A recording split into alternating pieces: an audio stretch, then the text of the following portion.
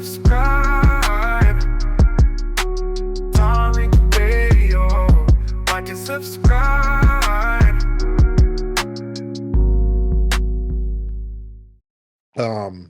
But listen, what I'm talking about are these race soldiers with these ambushes. Damn that, man. We have to produce justice. And another thing too, man, because it's so easy for these people to ambush. I've been seeing a few videos of black folks being very combative with these race soldiers when you get pulled over. Down in Florida, there was a situation. Did you see the one? There was a video of a dude. He had big property out there in Florida, and he called the cops to try to get some other dude removed. He had a tenant staying there, so he was trying to get the tenant removed. And then when the cops showed up there, they ran his license, the man who called the police, and they found out he had some kind of misdemeanor warrant. And so he was being kind of combative. They were trying to tell him to put his hands behind his back, and he was just being real combative. Then he kind of lunged at one of the race soldiers, and they killed his brother. They killed his brother and family. Let me talk to black folks for a minute, because I know, look, we're rebellious. I get it, which is good. Our rebelliousness is part of the character. That's good, but we got to be strategically rebellious. Yeah, you got to be strategic about your rebelliousness. Everything ain't an opportunity to just jump bad. You ain't supposed to jump bad at every opportunity. Listen, black people, black people, black people, that emotional bullshit, when you get pulled over by race soldiers, that emotional shit don't work. All that stuff that you can get away with in the hood, just being loud and combative, that works in a hood setting or whatever. You're at a big disadvantage when you get pulled over by a race soldier and do that, because they want you to do that. They want you to have an emotional response because they know that's the justification they need to off you. When they see you get emotional, damn it, you giving them a green light. They're like, oh shit, this nigga's acting a fool. This is gonna be a free kill. I can off this dude, get me a stripe within the white supremacist organizations and law enforcement, get some promotion. So yeah, them offing you is a come up. You don't give them that opportunity. Black folks, calm your asses down when you get pulled over. You understand, black people? Let's talk real tonight. Black folks, when you get pulled over, shut your ass up and calm down. Shut the hell up and calm down. All of that yelling and talking about what they ain't gonna do, and you're at a disadvantage. You are in a war. You have to look at that as them catching you behind enemy lines. When they pull you over, when the race soldiers have got you surrounded in a car, you are at a disadvantage. You are behind enemy lines. You do not have a position of power at that moment. You're not going to talk your way out of anything. All you do is you run your mouth and you're going to escalate it, and that's going to give them justification to knock you off. You need to be as cool as a cucumber when the race soldiers get you. You need to be cool. They got you behind enemy lines, black people. So act like a prisoner of war. You dig? Because all that acting a fool ain't gonna help you. It never helps. It's not gonna help you at all. They already got your ass. You understand? So act God. You acting a fool when these people got a whole military complex to back them up. That's not going to do anything to intimidate these folks. What you think? You talking loud and gesticulating and waving your hands around? Oh, hell no. You're crazy. I ain't about to get out no car. I ain't about to do nothing. You just gave them a green light, fool. You just gave these idiots a green light. Bam, this nigga's resisting. So even if you didn't commit a crime, you just committed one by just resisting. If they start asking you shit and giving you commands, they got you. The minute you say, well, hey, what it did? What I do? Hell no, I ain't about to put my hand behind my back. They got you. Now you just committed a crime. You just resisted. They want you to do like that. Listen, are they unjust pulling you over? Of course. We know that. Yeah. Are they unfair? Yeah. But you better understand why they're being unfair to push your buttons. They do things unfairly so that you can get emotional. They want you to say, hey, wait a minute. I didn't do what you said I just did. Hey, this ain't right. I don't like this. This is so unfair. Hell no. They want that. That's what they want, an uncontrolled emotional outburst. No, no, no. Don't do that. You got to do the opposite. You got to be cool. When you're in the face of white supremacy, you got to learn how to calm down.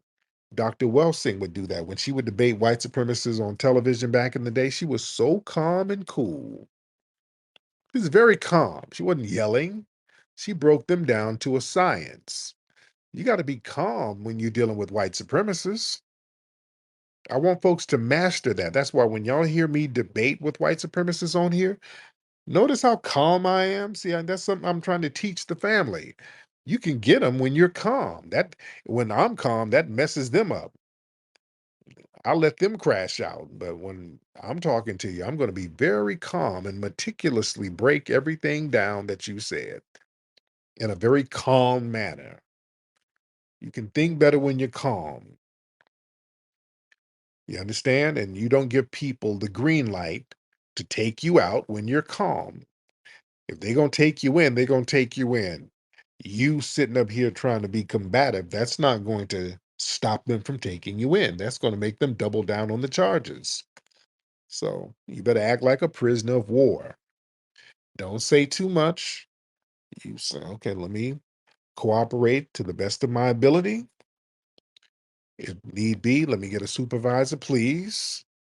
But you're a prisoner of war. You're dealing with white supremacists out here. These people, you got some of these people in white supremacist gangs within law enforcement. You understand? And they get little brownie points from each other by taking out black folks. That's part of the initiation. If you can take a black person out, let me see. We got a lot of people in here. A lot of folks. Let's get Pope Kush in the building. Pope Kush, and then we're gonna get Love. Pope Kush, then Love. What's up, Pope? Mr. Pope.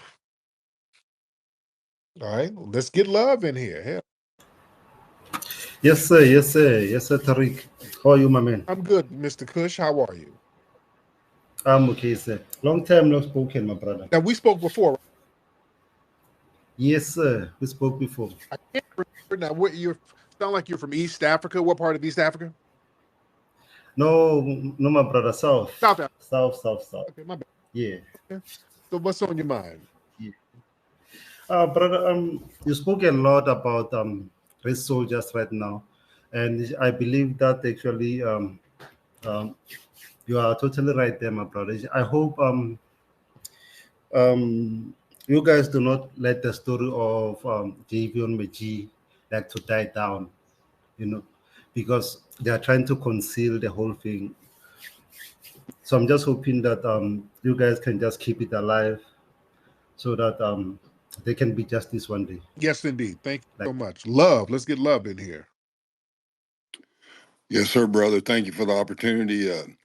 Again, I'm the gentleman from last night from Kentucky, if you remember, and I just want to say appreciate you talking in the tone and talking in the style and being the example for even us white folks. Yeah.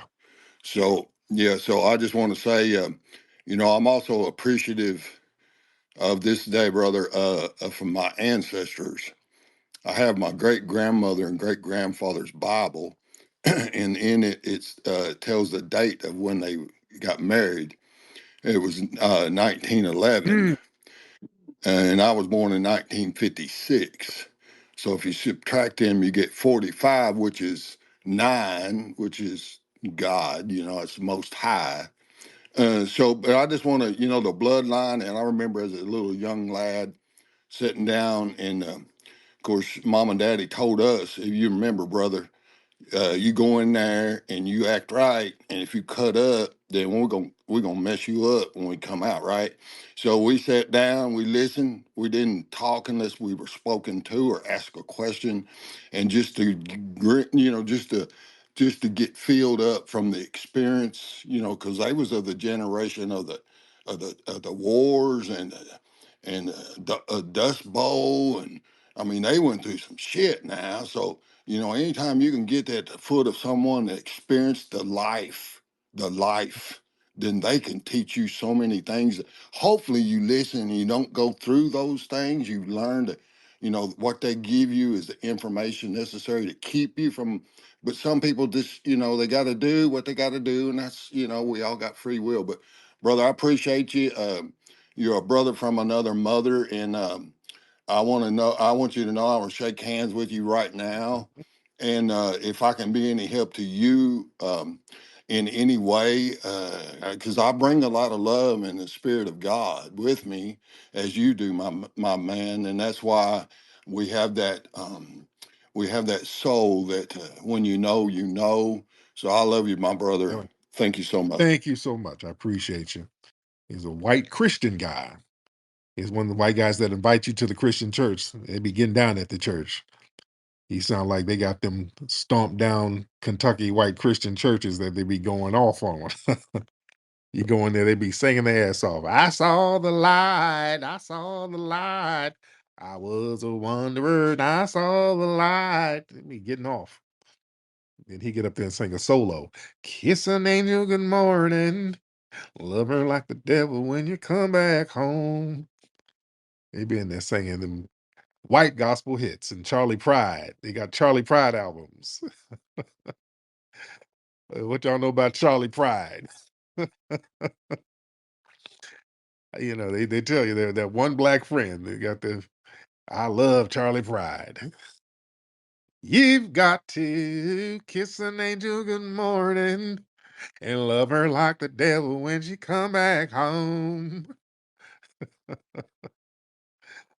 Oh, yeah, they got old reruns of Hee Haw on VHS.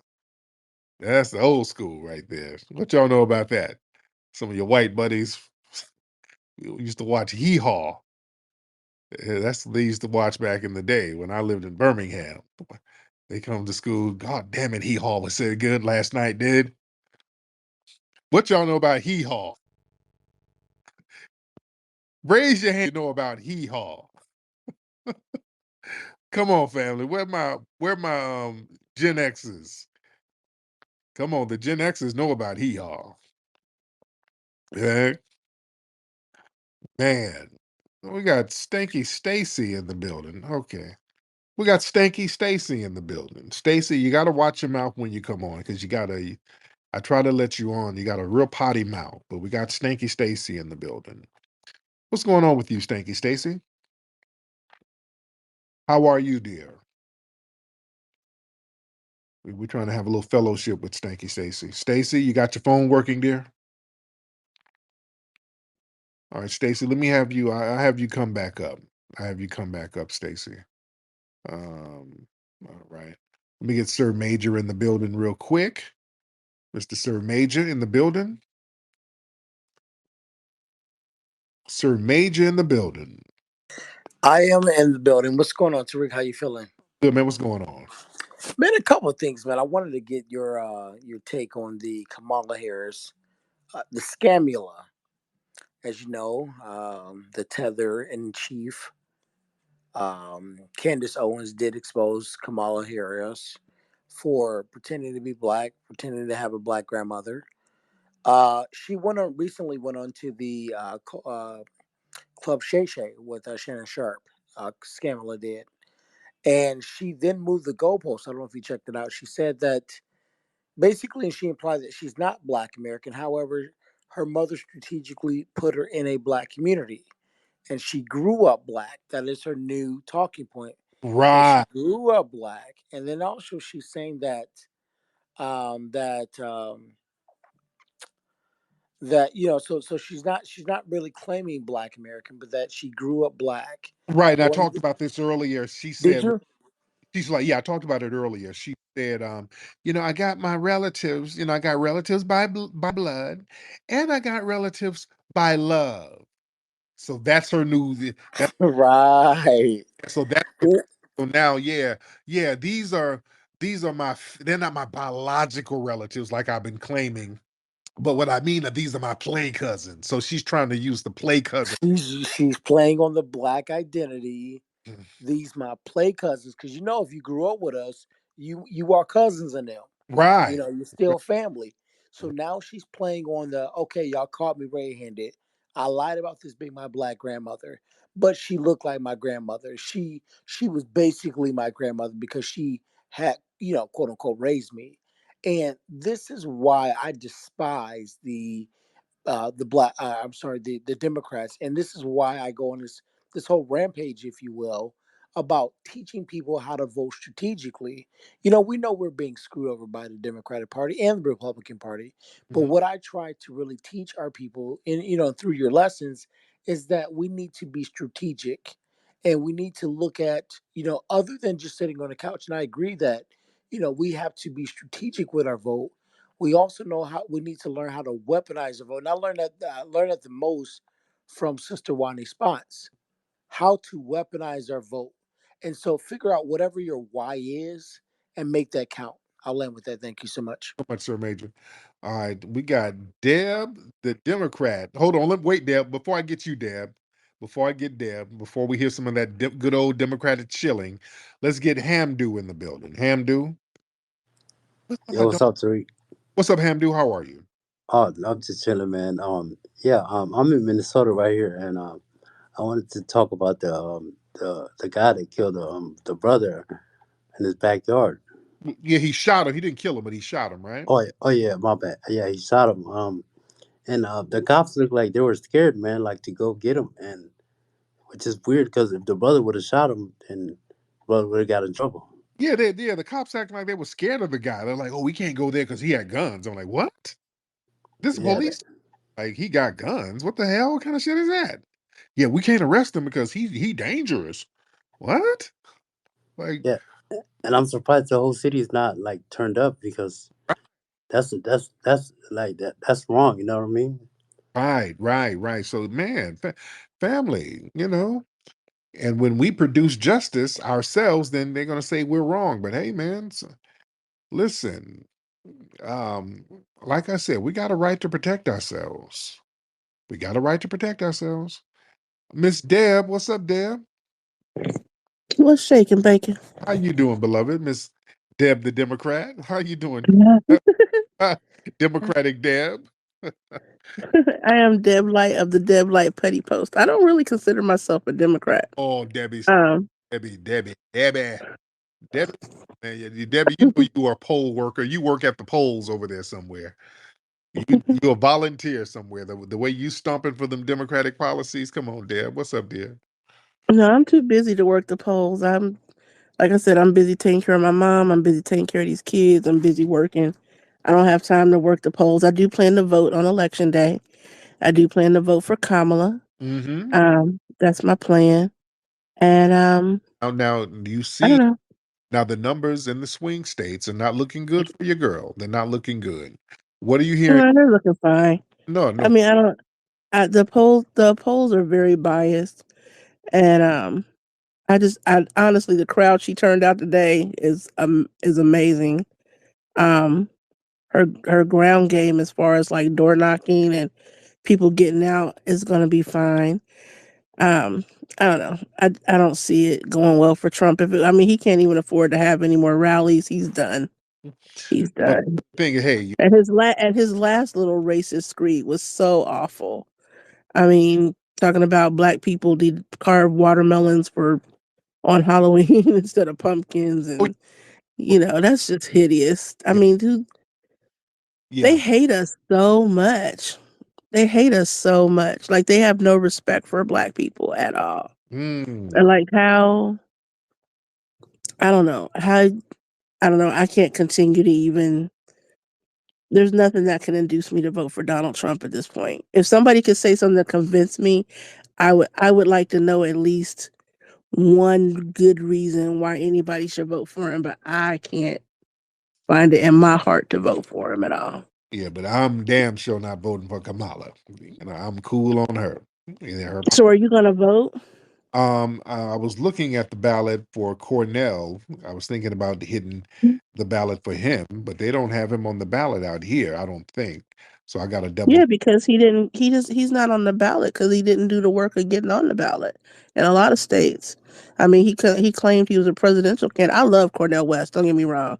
I like he is. I read his books. I watched his speeches. Like, I think he is one of the foremost thinkers in American history. Period, hands down. But you gotta do the groundwork of getting on the ballot, and he didn't. But If anybody could be president, I think he would be a great one. right, but yeah, but Kamala, it just doesn't look like lose based on the trajectory and many of the polling sites and the voting or the betting sites are betting against her, and those swings not looking good. And I think the Democrats are getting ready for their excuses to attack black men and explain why they get elected, and they're not going to take responsibility or accountability and say it was their lack of tangible policies for foundational Black Americans. That's the reason why she lost. I want that to be the reason why. Yeah, Mhm. Well, I've only got to say this: never underestimate black women. yeah, If we say we're gonna do a thing, we're gonna do a thing. and that And so Kamala Harris is one of I don't black. I don't think there's a black woman in this room who, if she puts her mind to something, is not gonna accomplish it. Yeah, And I agree. I don't see her being any different. I agree, but with an East Indian, something different, and that's what Kamala is. Kamala's an East Indian, so she doesn't have the of black women, foundational black American women. She don't have that. She don't. Are you kidding me? Like the whole Divine Nine is like, oh my god! Like she united them in ways it's not like we didn't even know was possible. The Like it's tether palooza, right? I, The divine has a bunch of tethers and divine. So yeah, ain't nobody tripping on that. yeah, that's a lot of black women, and then all the church women, especially the women like my mom's age and older. I, Like yeah, yeah, older, they're still here. They still voting. the older crowd ain't cutting it either. They got the momentum of the streets. They needed them young votes, which they're not getting. So a lot of the young votes. I don't know. The boomer cohort is really big. Like remember when Biden, um, when it was not this one, but the last one, when Trump was still president and Biden ran the first time, everybody thought all these people were gonna had a shot. Elizabeth Warren and that other Tim Kaine guy and some other people. And the boomer cohort flexed their little finger and Biden won the primary. Like they're out there. Like all these people from the civil rights era, from the end of the Jim Crow era, they're still out there and they're still voting. Sadly, a lot of the white folks are still voting too, but these black women, they're not playing. Yeah, but it ain't. That's why Kamala's numbers are crappy right now. They spent over $1 billion. Got all the A-list celebrities. You just had Beyonce out there stumping for you, and your numbers still janky. You can't really get a significant lead on Trump with all of that push. So that says a lot, don't No, it just speaks to how racist America really is. well, well, I mean, this country has a lot, and then there's a lot of people who aren't going to get polled. I mean, the polls are skewed towards people who still have landlines, for heaven's sakes. Like, how many of you in this? How many of you have actually been polled? but the thing How is, many of you have? How many hold people? hold on. No. The polls are leaning left, because the media is left wing for the most part. It's the left wing media that's really propping Kamala up to act. They're the ones acting like she really got a shot. She don't got no shot. I think Trump is gonna wash her down. Yeah. We're gonna find out. Yes, ma'am. But thank you so much, Democratic Deb. I appreciate you, dear. All right, Terry. All right. Let's get oh, my dogs. I hate when my dogs get to whining. The countess. Hi, Tariq. Hey, countess. I just wanted to say that I think it's kind of sad that and this is the second time I've heard from Deb, and I think she spreads a lot of misinformation. Like she was conflating abortions with ectopic pregnancy. She's talking about the watermelon thing, which wasn't stated by Trump. And this is coming from someone who's not voting for Trump. I am not a Trump supporter. He likes legal immigration, which I'm completely against, and I won't be voting for him or Kamala. But I think that these Democrats need to learn that they're not going to be able to continue to spread misinformation, and that really has to stop. So that's what I wanted to say. Thank you. Tuesday, and it's going to be very interesting. It's going to be very interesting Tuesday. Some of the sassy cats, the sassy K-hivers, well, they're going to crash out. Yeah, they're already starting to crash out. Just like when T.S. Giselle called up earlier. We're going to get a whole bunch of that. Y'all better barricade the streets of Atlanta, ladies and gentlemen. Y'all better barricade the streets. It might be a moist riot. All right. Y'all better be careful in Atlanta. It's a bunch of dudes going to be using thongs and slingshots, slinging rocks at people. Y'all better be careful in Atlanta next week if Kamala loses. It's going to be Moist Live Matter. It's going to be a big riot out there with the moist dudes. They're going to be hitting people with kitten heels. Y'all better be careful out there. Safety first. Hanny Sylvia. Hello, it's a lady Sylvia, but it's in a different language. Good evening to everyone. I just wanted to respond to Ms. Deb when she asked to give her one reason why she should vote for Trump. Well, I can give her several reasons. Number one, economy. Number two, energy independence. Number three, safety within the country, so people are not targeted by the illegal migrants or by the drugs that which are imported from the south border. So that's a couple reasons. I'm sure that everybody had a better life under Trump than they are having right now.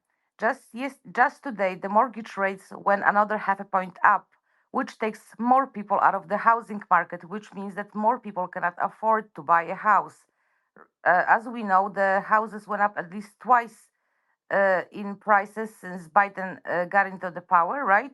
Which knocked out like about half of people out of the housing market, which means they cannot buy a house. They have to rent. And probably at this point, they will never be able to afford it.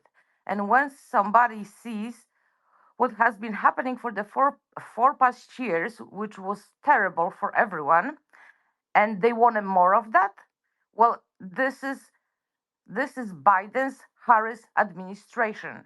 If they didn't do anything, what makes you think she's gonna do anything differently in the next 4 years? They didn't do anything. There, that's how I see it. So and I'm not sure like why is all this hate on Trump? Because for me personally, I don't give a crap what he says. I care about what he does. Okay, because that's what affects my life. I care about the policy, okay, and not about his personal life because that's none of my business. But what he does affects me personally, okay? So, unlike some people, I don't care about the sweet words of the Democrats, which doesn't give me nothing, okay? I care about what they do, which hurts me, okay? And it hurts a lot of people around me. People are losing their savings, okay? uh, Many things are unaffordable. The food costs two times or three times more than it used to cost. The same thing goes for for toilet paper, for laundry detergent. So I'm spending two or three times as much money on my house goods, which is a pretty big expense for me. Okay, so I don't want that. I want him to get into power. I want him to make the economy better for everyone so we can live, okay? Yes. And we can save. Thank you. Thank you so much. All right. She's very passionate, which is good. Good stuff. Did y'all hear all that rumbling around in the back? I was opening up some dog treats for my dogs. Did y'all hear all that rumbling I was doing in the back? Hope y'all didn't hear all that. I got a microphone isolation thing. Let's get Monisha. I want to get a lot of new faces in here. Let's get Monisha P in the building. Hi Tariq, how you doing? Monisha, how are you, dear? I'm doing good. What do you in? Yes. What do you in, Monisha? Huh, Can you hear Yeah, me? man. What city you in, dear? Um, I'm in California. Oh, cool. Okay, what's on your mind, dear? Okay, so yes, you do have to write in Cornell West on the ballot as well because it was a certain time that back in June of this year that to put on the ballot of the Secretary of State.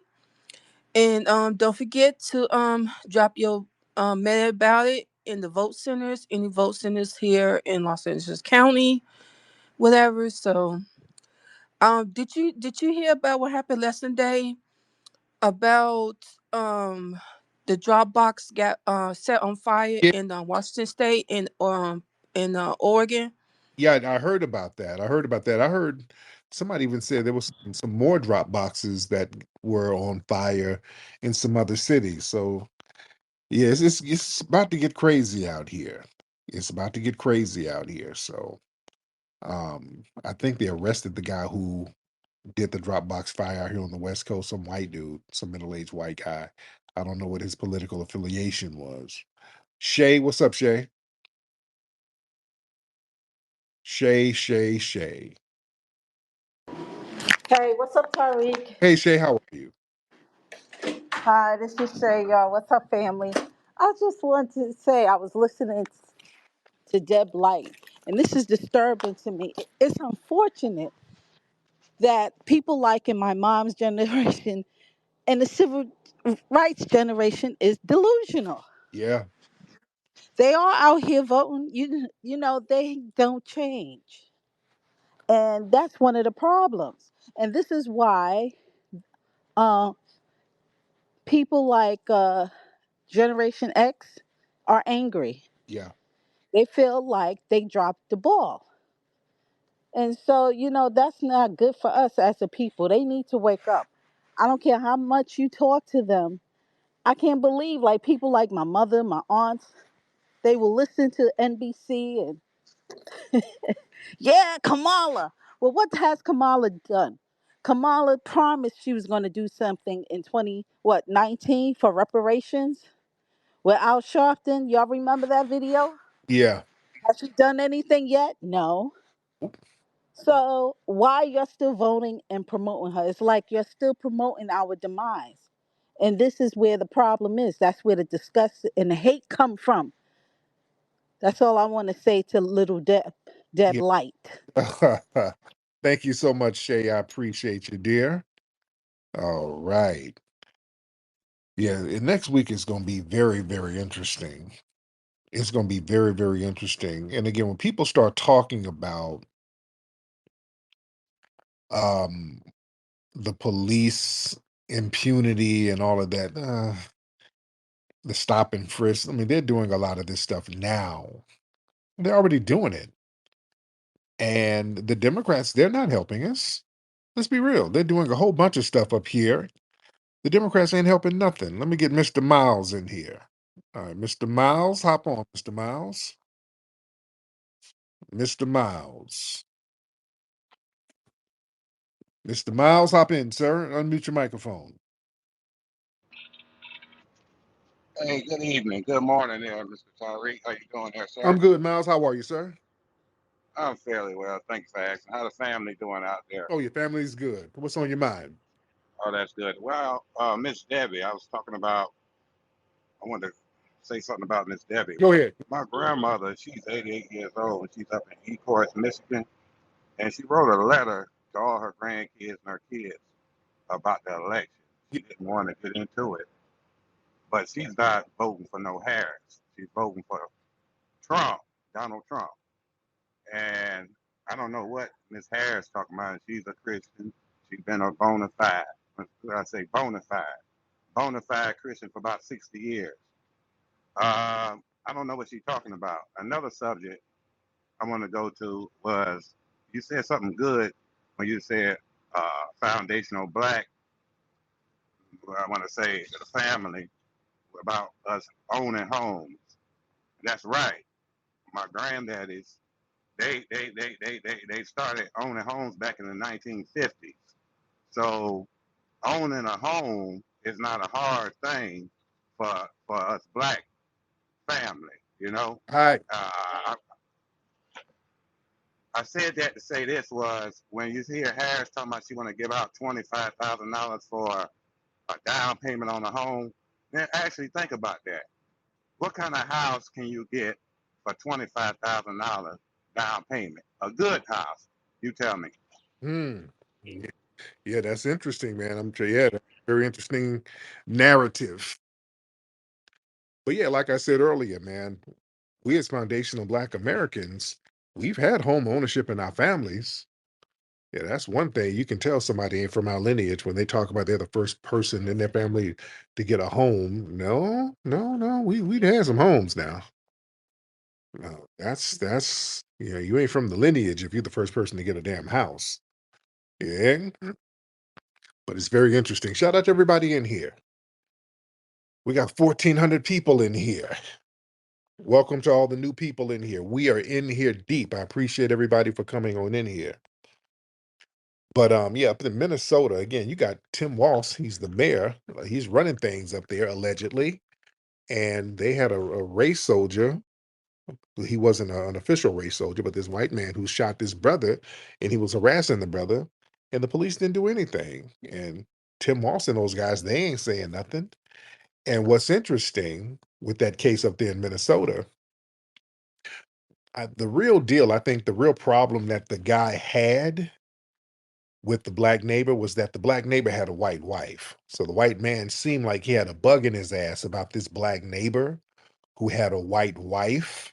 He was in an interracial relationship, and the neighbor, I think the black man might have been non-FBA, but just the fact that this black man was living next door to him with a white wife, I mean, the guy that just the suspected white supremacists couldn't handle that. And the other people, the cops there, they seem to be on code with the suspected white supremacist neighbor. We got to understand that. We better understand when the white supremacists in law enforcement are on code with the rank and file suspected white supremacists. Because the excuses that they were giving for not arresting that dude after he terrorized this black man and shot the black man in the neck, they were like, well, we can't go to his house. He got guns. He's very dangerous. We're not just gonna bust up in there now. That's gonna put everybody at risk. I'm like, what?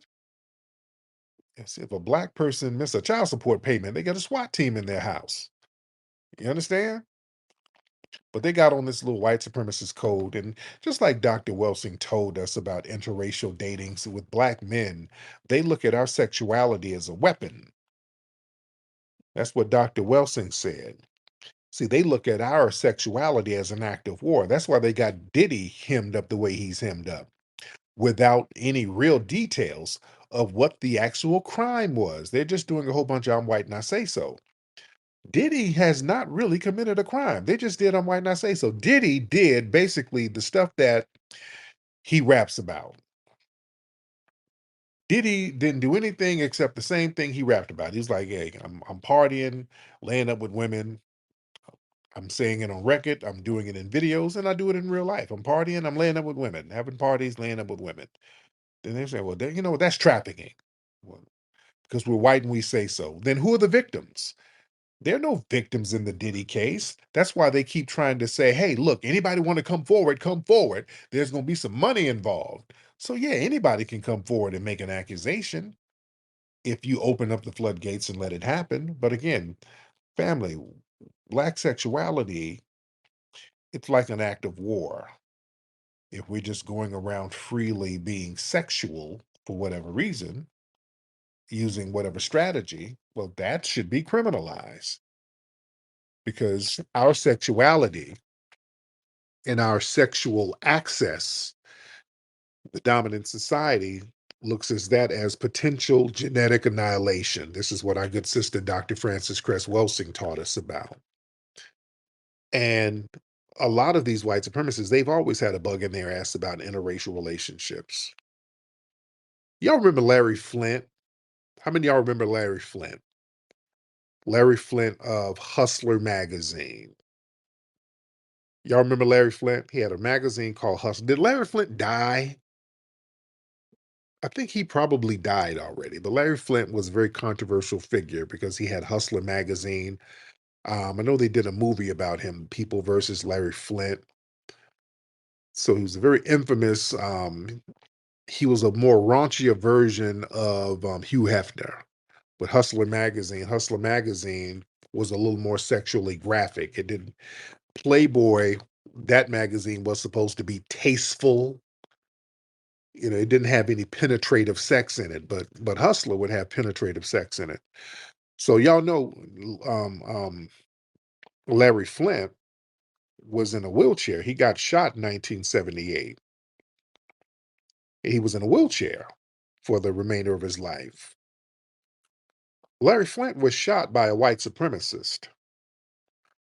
Want to know why he was shot? He was shot because the white supremacists didn't like the fact that Larry Flint put some interracial sex in Hustler magazine. There was a scene, a black man smashing a white woman, and this white supremacist named Joseph Franklin didn't like it. And he went on a damn shooting spree. He shot like over 20 people just over the course of a few years. One of them was Larry Flint. And this was a hardcore white supremacist who did not like interracial relationships. So he went around shooting interracial couples and random black people. Look up Joseph Franklin. And Joseph isn't really his real name. He named himself after Joseph Goebbels of the Nazi Party. This was a hardcore white supremacist. And the thing is, the police knew about the guy. They just kind of let the guy go on for a few years. He was shooting black folks left and right. He shot Vernon Jordan. Remember Vernon Jordan? He was a black politician who was clicked in with the Clintons. He shot him in 1980. Yeah, Vernon Jordan got shot by this white supremacist. So this was a crazy ass white supremacist going around shooting black people and interracial couples. The only reason they got him in jail was because, and that's the only thing he got convicted of. When he shot Vernon Jordan, he didn't even get convicted of that. But he later confessed to doing it. You see? He shot Vernon Jordan. He went to trial and got acquitted. You understand? He got acquitted. But then later said, yeah, I shot that. I shot him. Yeah. But the reason why they had him in jail, and I think he died in jail around 2013, they got him because he shot a Jewish dude in front of a synagogue. That's what he got convicted on. Not shooting all them black people. But he shot a Jewish guy in front of a synagogue, and that's how they said, "Oh, we got to get him. We got to do something." And then he just said, "Hell, since I'm in jail, I might as well confess to all these niggas I shot. Yeah, I shot a whole heap of niggas. Or I shot a whole bunch of them." They start working back and solving some of those old cold cases. Yeah, but yeah, these white supremacists. You got some of these folks who are so hardcore with their genetic annihilation fear when they see black men getting access to white women or just black men having the resources for general sexual access, they really go on alert. So we better understand that dynamic. Hi, I'm Mateo. Do you want to learn about Hidden Heroes? Hidden Heroes from A to Z is a cool book that tells the stories of amazing black heroes you might not know about. You'll meet inventors, you'll meet explorers, and leaders who change the world. It's fun, inspiring, and you can learn so much. Get your copy now at hiddenhistorymuseum.com. Let's discover our hidden heroes together.